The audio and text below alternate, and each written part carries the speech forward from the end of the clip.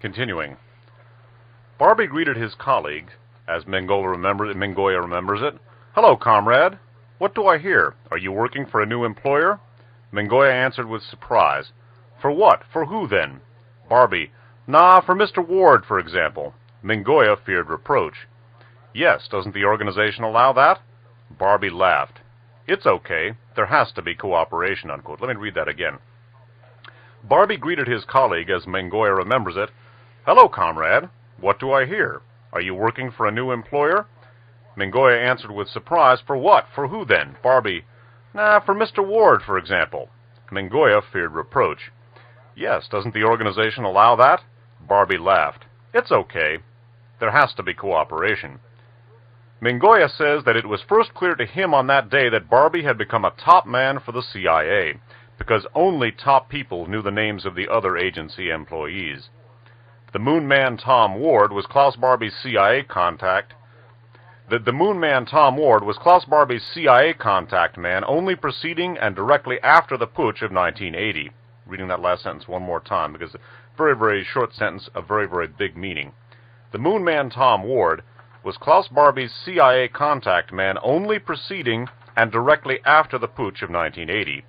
Barbie's steady CIA contact person was the munitions dealer Fernando Incauste.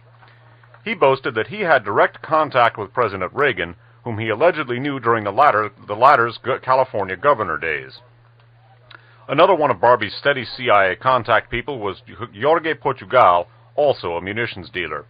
He was Incauste's close co-worker and Barbie's business friend. The third man from the secret intelligence area with whom Barbie worked was Ludwig Alves Pacheco. The first name, Ludwig, represents his German ancestry, something which Alves Pacheco boasts about. The Bolivian is also proud of his real German passport. He received the passport, he says, for special services rendered to West Germany. With regard to the quality of Barbie's activities as an agent for the American and West German information agencies, even those Bolivian government members who ought to know it best speak about it only hesitantly. The defense minister of the pro-Western government in Bolivia at the time, Manuel Cardenas Malo, in an official interview, cautiously answered our questions regarding information about Barbie's work for foreign agencies. Cardenas, quote, "We have no documentation about it. They let those disappear," unquote, before President Siles took over the government. But that Barbie worked for foreign intelligence agencies is believable. Many people knew that, and there are many people who can confirm that, unquote. Was Barbie merely an informant, or did he, working for foreign agencies, influence the political development? Cardenas, quote, "Many people who worked with Barbie are still in service here. You must understand it is dangerous if they find out that foreigners had so much influence here, that they did not just play an advisory role, but that they actually made decisions," unquote. Do you mean to say that the USA staged the 1980 coup?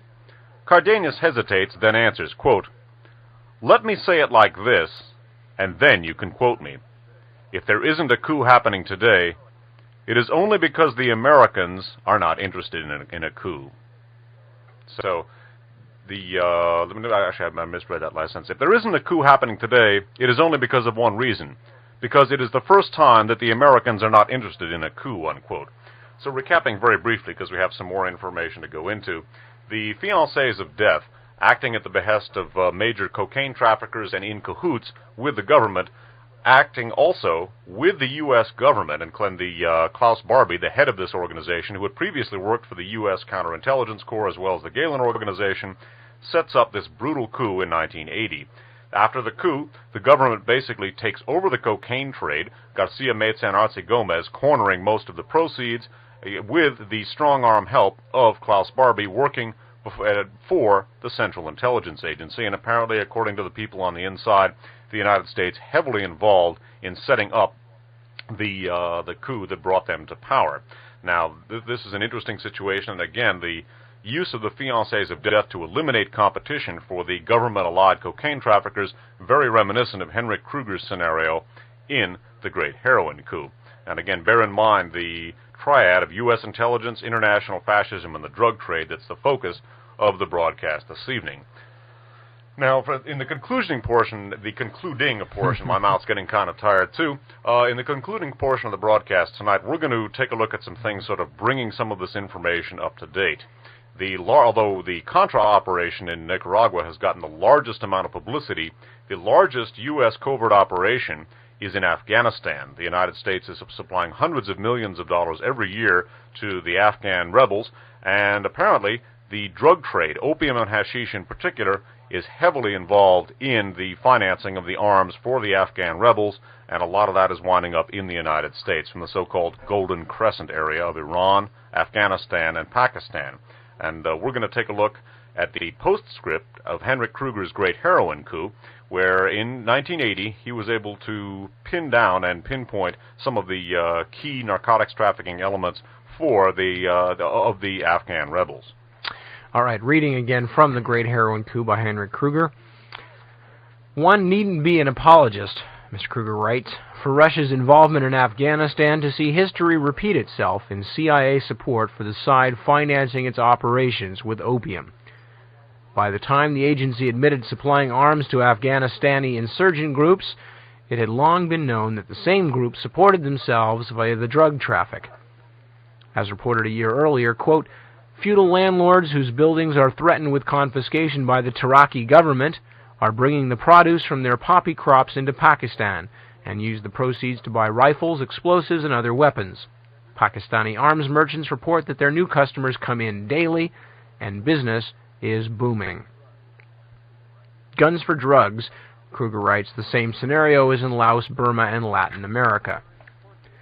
In a New York Times portrait, Afghanistani rebel leader Syed Ahmed Gailani was described as an aristocrat tied to former King Zahir Shah and the owner of a Peugeot dealership in Kabul. His ancestral holdings confiscated, he was now underwritten by Saudis. Gailani's followers, reports Counter-Spy magazine, are for the most part Pathan tribesmen, traditional harvesters of opium. Not long after the major dislocations began, tribal areas of Pakistan and Afghanistan were replacing Southeast Asia's Golden Triangle as the major source of heroin in Western Europe, and beginning to ship heroin to the United States. This was reported prior to the Russian invasion by DEA Director Peter Bensinger. Let me read that part again. Not long after the major dislocations began, tribal areas of Pakistan and Afghanistan were replacing Southeast Asia's Golden Triangle as the major source of heroin in Western Europe, and beginning to ship heroin to the United States. This is reported prior to the Russian invasion by DEA Director Peter Bensinger. He added that the Afghanistani police were vigorously combating the narcotics traffic. Afghanistan's 1979 opium harvest was 20 times Mexico's, thanks to their Russian advisors and the decrease in corruption.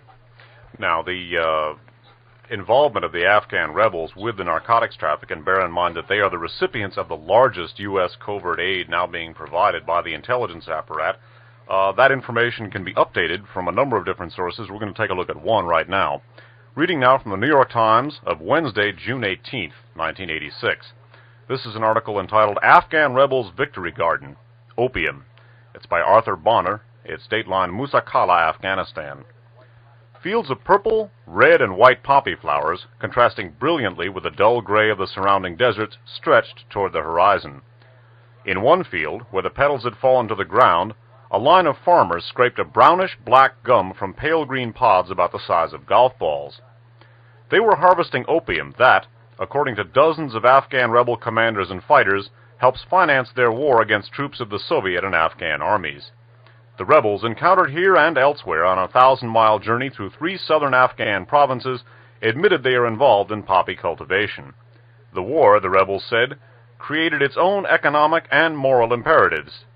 They said the opium harvest was crucial to their survival and their continued efforts to oust the communists. Skipping down on the article.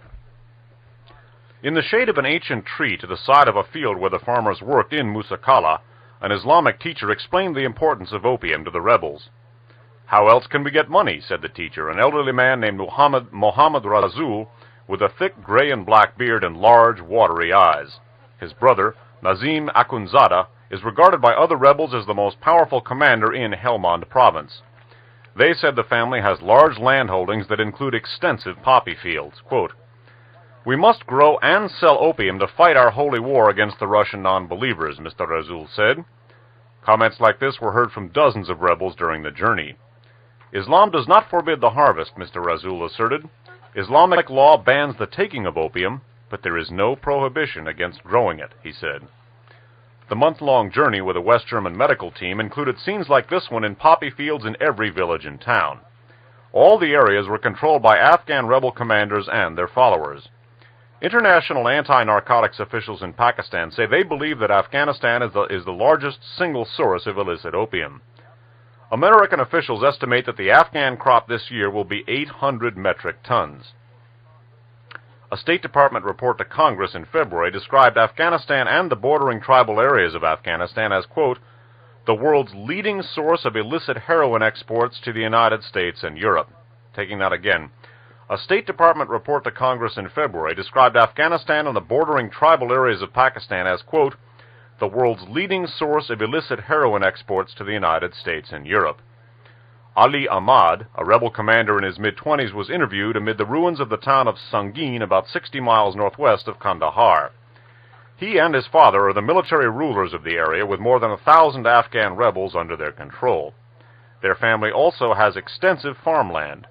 Green poppy pods danced in a light breeze in a field adjacent to his house as Mr. Ahmad discussed the crop with the eagerness of someone who has recently found a way to repair the fortunes of his family farm. Referring to the rebels' increasing involvement in opium harvesting to finance their war effort, he said, quote, everyone is taking it up, unquote. Again, bearing in mind the scenario that we looked at in Radio Free America number 24, where the Mao tribesmen, or Hmong tribesmen in Laos, were growing opium. The harvest was then flown into South Vietnam in partnership with the South Vietnamese government by the CIA. It wound up in the arms of our GIs. Indeed, and the beat goes on. We will read an article from Monday, June 2nd, 1986's San Francisco Chronicle about some rather interesting packages that have been showing up right here in the Bay Area, just to give you the local angle. The article is headlined, Bay Area Getting Afghan Hashish with a Rebel Label. The article is by Paul Liberator. Hashish from Afghanistan is arriving in the Bay Area stamped with a political slogan supporting the Afghan guerrillas in their war against the Soviet Union. 1-pound bars of hashish being sold here bear a round gold stamp that says, quote, smoke Russia away. The insignia has a drawing of a semi-automatic rifle in the center and Afghanistan written on the bottom. An agent of the U.S. Drug Enforcement Administration in Washington confirmed that, quote, individual, unquote, rebel fighters are producing and exporting hashish to the United States and other countries, apparently to help finance their war effort. Quote, the best of our knowledge shows that there are individual guerrillas doing it, but not the guerrilla organizations themselves, unquote, he said. The DEA agent said it is difficult to tell the difference between drug dealers and rebels in Afghanistan, and they often may be one and the same. Quote, part of the year they are fighters and part of the year they are farmers, he said. They don't see it, quote, producing and selling drugs, meaning, as doing something wrong. After they sell it, it's someone else's problem. Skipping down in the article. Afghanistan is part of the so-called Golden Crescent that also includes Iran and Pakistan. The region produces more than half of the world's illegal opium. Afghanistan is also a major producer of hashish, a concentrated marijuana product. Afghan rebel leaders say they are opposed to drugs and alcohol because the Quran does not approve of them. They contend that their soldiers do not use drugs themselves because it would violate Islamic teachings and hurt them militarily in their 7-year-old battle against the Russians. Rebel sources admit, however, that heavily armed drug smugglers travel freely over the same trails that they use. Loads of drugs are moved from Afghanistan through Pakistan to Karachi, where they are shipped out with legitimate cargo. Afghan drug dealers do not mind selling to Americans and, quote, they are happy to sell to the Russians, the DEA agent said. There have been reports that Soviet soldiers in Afghanistan use drugs extensively, selling guns, ammunition, and other goods to buy hashish and heroin. The stamp may be mysterious, but there is little doubt that drug smuggling is helping the rebel cause in Afghanistan. Quote, every puff you take is another bit of shrapnel up some Ivan's backside, unquote, one source said.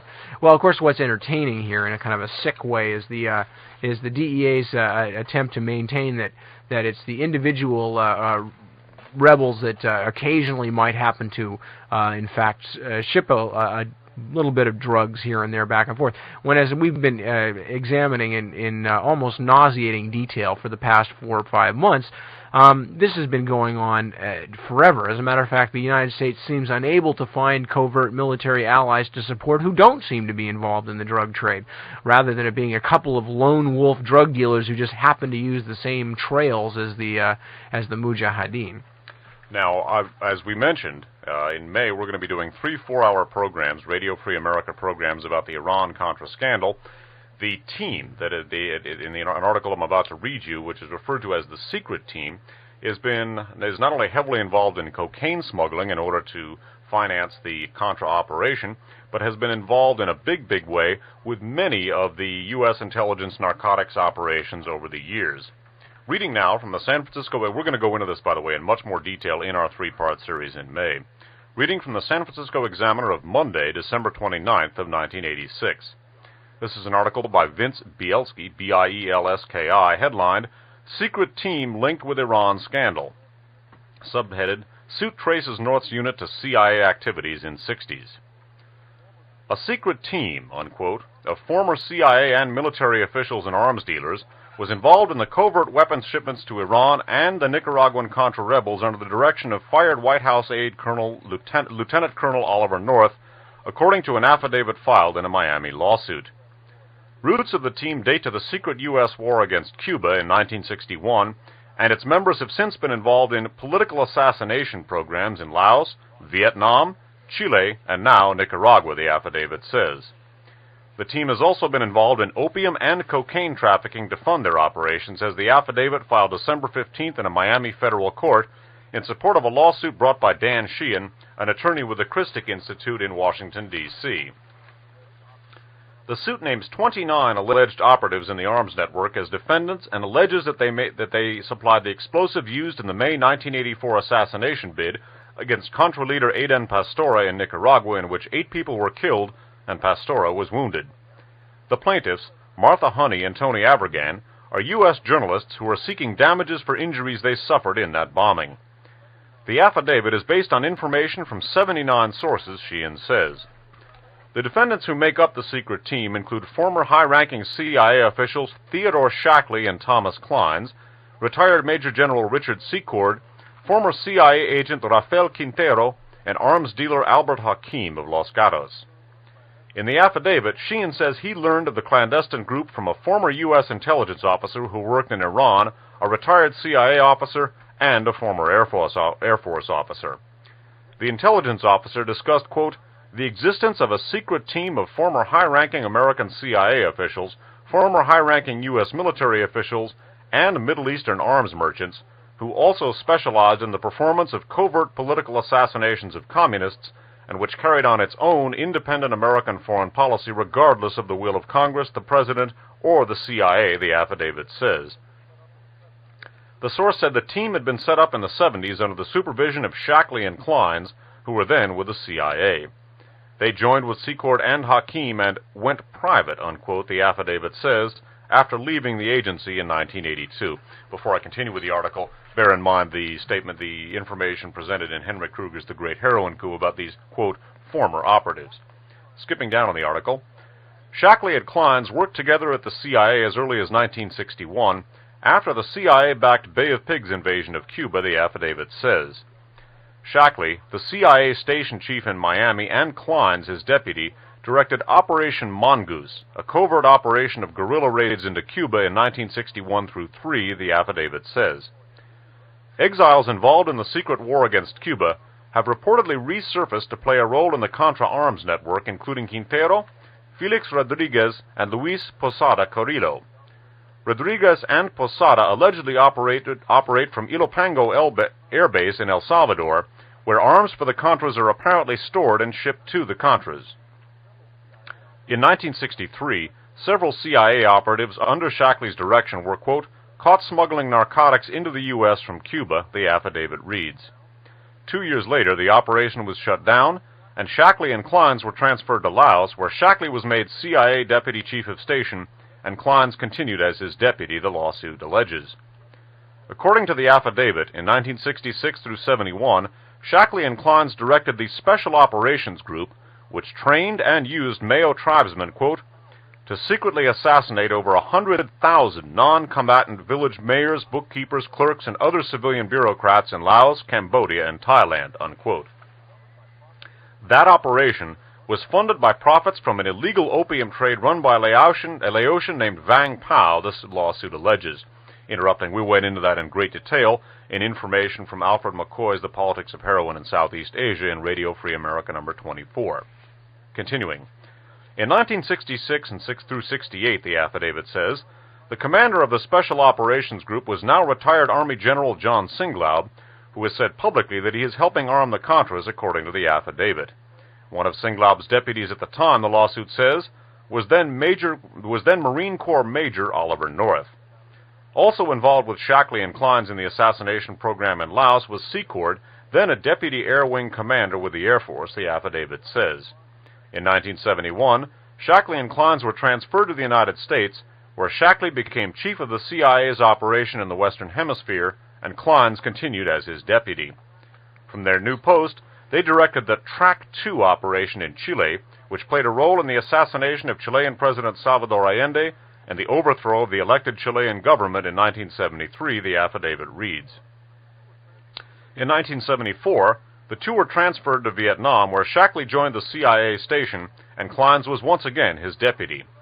In 1974 and 75, they directed a project that, quote, carried out the political assassination in Vietnam of some 60,000 village mayors, treasurers, school teachers, and other non-Viet Cong administrators in an attempt to cripple Vietnam's political institutions, the affidavit says. The two funded that operation with POW opium money, according to the affidavit. Because Shackley and Klein's, quote, knew that their secret anti-communist extermination program was going to be shut down in Vietnam, Laos, Cambodia, and Thailand in the very near future, they, in 1973, began their own private anti-communist assassination and unconventional warfare program to operate after the end of the Vietnam campaign, the affidavit reads. This was the beginning of the secret team, which 5 years later, in the spring of 1978, would approach Nicaraguan dictator Anastasio Somoza with a plan, quote, the objective of which was to carry out the political assassination of the top leadership of the Sandinista revolutionary movement, the affidavit says. By August of 1979, the secret team was supplying the ousted dictator with military weapons for the newly formed Contra forces, the affidavit says. Niptuck's now going to read you an article about a specific member of this Contra supply team who links directly with the Karoo-Bosch operations that we read about from the Great Heroin Coup. Indeed. And this article is from the San Jose Mercury News for Thursday, October 16th, 1986. The headline, Contra figure linked to jet bombing. It's by Tim Golden, Knight Ridder News Service. Dateline Managua. Sandinista security officials said Wednesday that a Cuban exile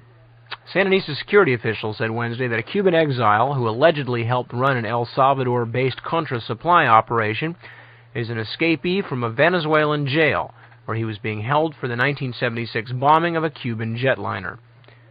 Deputy Interior Minister Luis Carrion said Sandinista officials are convinced that Ramon Medina, identified by a captured U.S. pilot as the number 2 figure in the Contra supply operation, is in fact Luis Posada Carriles, one of 4 suspects, including Orlando Bosch, charged in the Cubana airliner bombing that claimed 73 lives.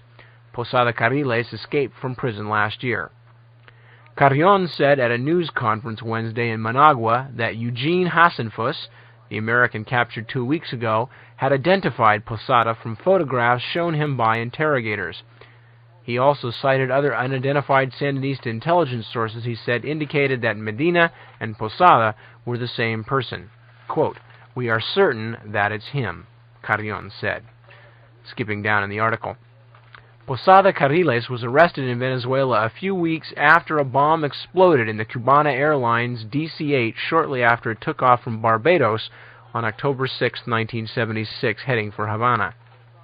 A naturalized Venezuelan, Posada had worked for Venezuelan military intelligence. Venezuelan authorities accused Posada and Bosch a Cuban exile whose case had become a cause célèbre in some exile circles as, quote, the intellectual authors of the bombing. Posada Carriles escaped August 18, 1985, from a national penitentiary in San Juan de los Morros, 60 miles southwest of Caracas, Venezuela. Venezuela's justice minister told reporters after the escape that Posada had bribed a prison guard supervisor. Venezuelan press accounts put the payoff as high as $25,000, a sum financed, according to unconfirmed Venezuelan reports, by an anti-Castro group. Posada's presence in Central America had been announced over Miami radio stations late last year. Tomás Regalado, general news editor at WQBA radio station, said Posada's associates distributed a taped message from Posada to WQBA and other Spanish-language stations in which he said he had escaped from jail because he expected no justice in Venezuela. Posada also said he was, quote, fighting communism in Central America. Again, as Dave pointed out, a direct connection between the Contras and the Orlando Bosch operation, Carew, the JM Wave station in Miami, etc.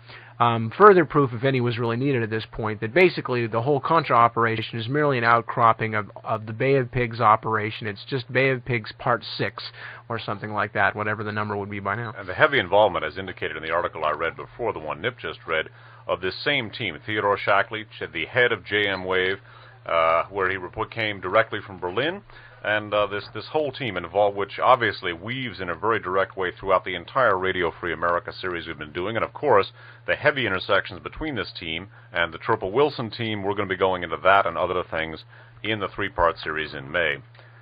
One of the U.S. intelligence operations heavily involved in the narcotics and arms traffic that we detailed in Radio Free America number 25 was the Nugan Bank. An article linking the secret team involved in the Iran-Contra scandal with the Nugan Bank appeared in the San Francisco Chronicle of Monday, March 9, 1987. This is a Chronicle wire service story entitled Aussie Connection to North Probed. Several former military and intelligence officers who helped Marine Lieutenant Colonel Oliver North ship weapons to Iran and Central America were closely associated with the co-founder of an Australian financial concern that collapsed in 1980. Among those linked to the failed Sydney-based concern, Nugan Bank, and its co-founder, Michael J. Hand, was Richard Secord, a retired Air Force Major General who helped North conduct airlifts of weapons to the Middle East and Central America, according to the 4-year-old Australian investigation. The Australian study, parts of which are still secret, was completed in 1983 by the Commonwealth New South Wales Joint Task Force on Drug Trafficking.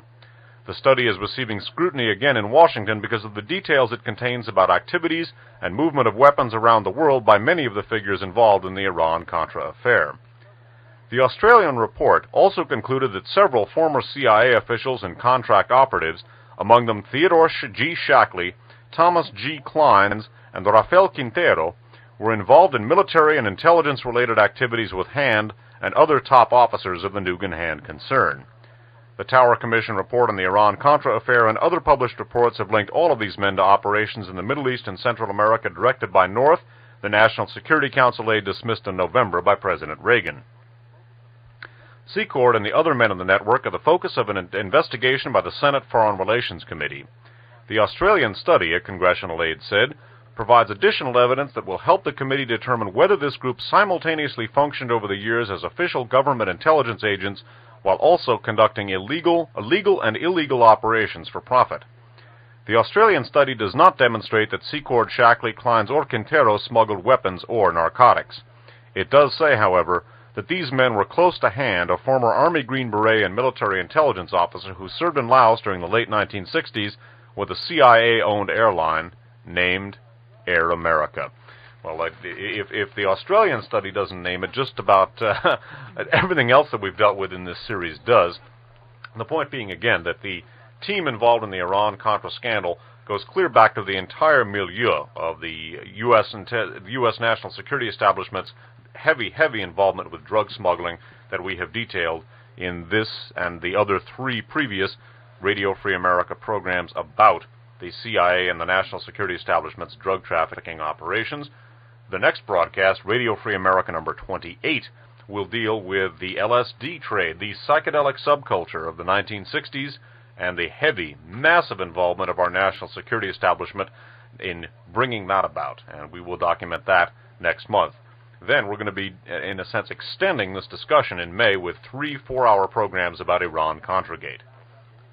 And with that, we're going to wrap it up. But what we are going to do very quickly before we go is we're going to give you a couple of bits of information. First off, sources on a lot of the books. Again, we mentioned we read extensively from The Great Heroin Coup. If you cannot find that in your local used bookstore or in your library, you might contact Tom Davis Books, a service that we mention quite frequently because Tom Davis has an extensive selection of these types of books. And if we ever found another service that had what Tom Davis has, we would tout them too. There's no connection between Tom Davis's company and ourselves, except that we found a lot of useful books there. You can get a hold of a catalog if you write to Tom Davis Books at P.O. Box 1107, Aptos, California, 95001-1107. I'll give that one more time. Tom Davis Books, P.O. Box 1107, Aptos, California, 95001-1107. Okay, and as mentioned, nobody here gets anything out of this one, so that's you're on your own. But he is an excellent source for these kinds of books. Now, if you cannot locate a source of the Great Heroin Coup, if for some reason Tom Davis is sold out, or if you can't find it about, because it is in other places, libraries, of course, is a very good place to check.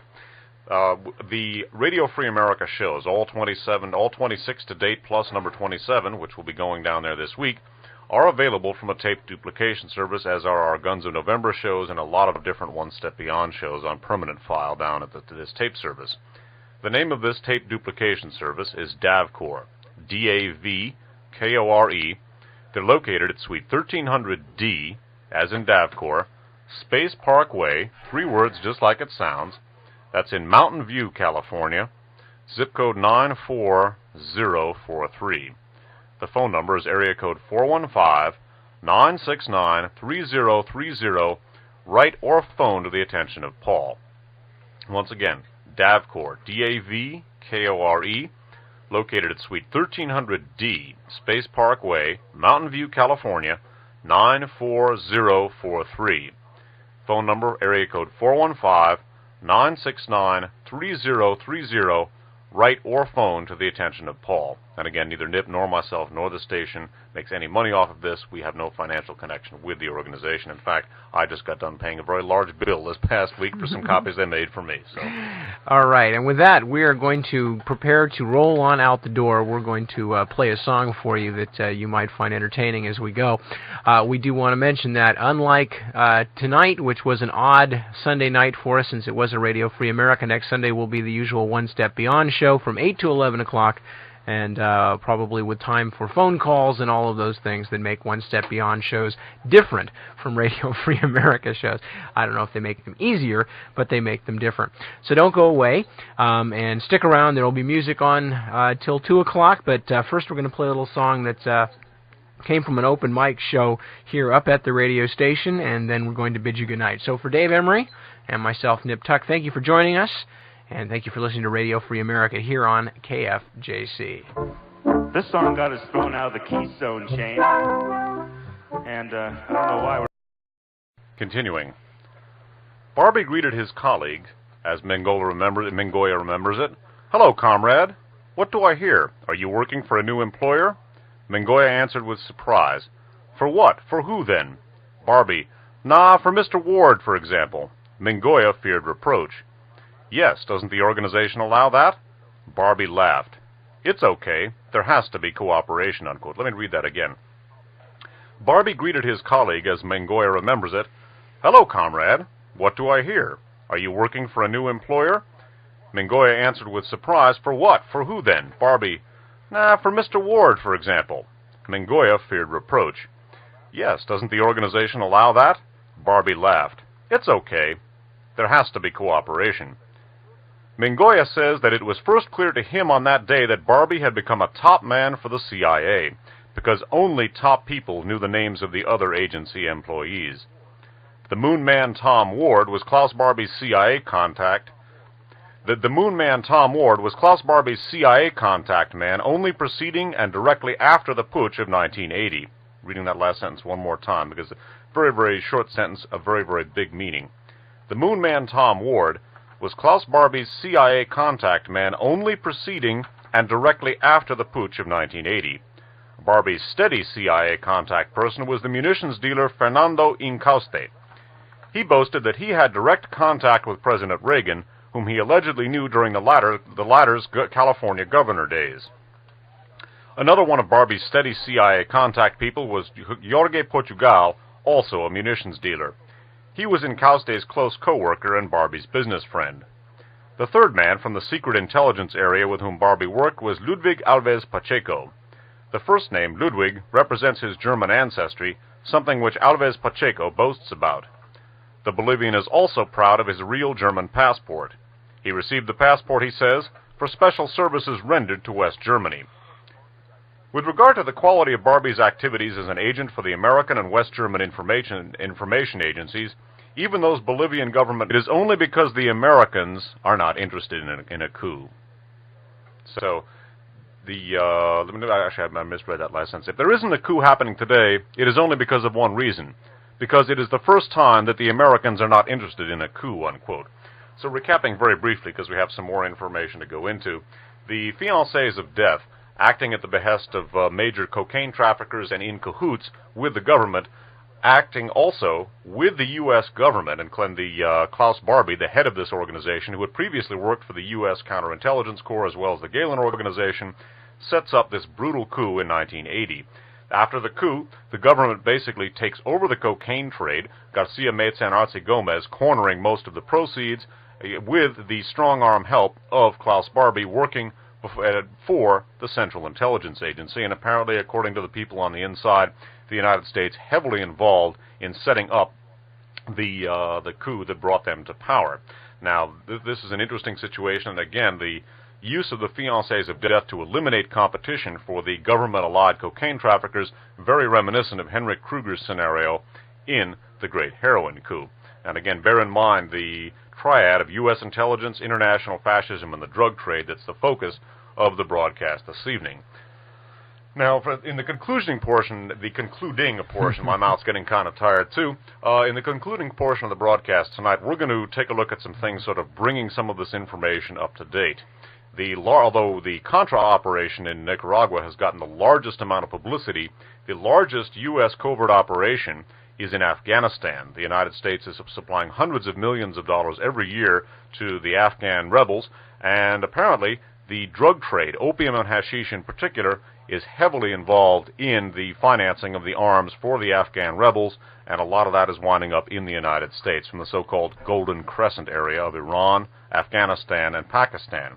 And we're going to take a look at the postscript of Henrik Kruger's Great Heroin Coup, where in 1980 he was able to pin down and pinpoint some of the key narcotics trafficking elements.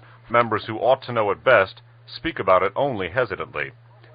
The defense minister of the pro-Western government in Bolivia at the time, Manuel Cardenas Malo, in an official interview, cautiously answered our questions regarding information about Barbie's work for foreign agencies. Cardenas, quote, "We have no documentation about it. They let those disappear," unquote, before President Siles took over the government. But that Barbie worked for foreign intelligence agencies is believable. Many people knew that, and there are many people who can confirm that, unquote. Was Barbie merely an informant, or did he, working for foreign agencies, influence the political development? Cardenas, quote, "Many people who worked with Barbie are still in service here. You must understand it is dangerous if they find out that foreigners had so much influence here, that they did not just play an advisory role, but that they actually made decisions," unquote. Do you mean to say that the USA staged the 1980 coup? Cardenas hesitates, then answers, quote, "Let me say it like this, and then you can quote me. If there isn't a coup happening today,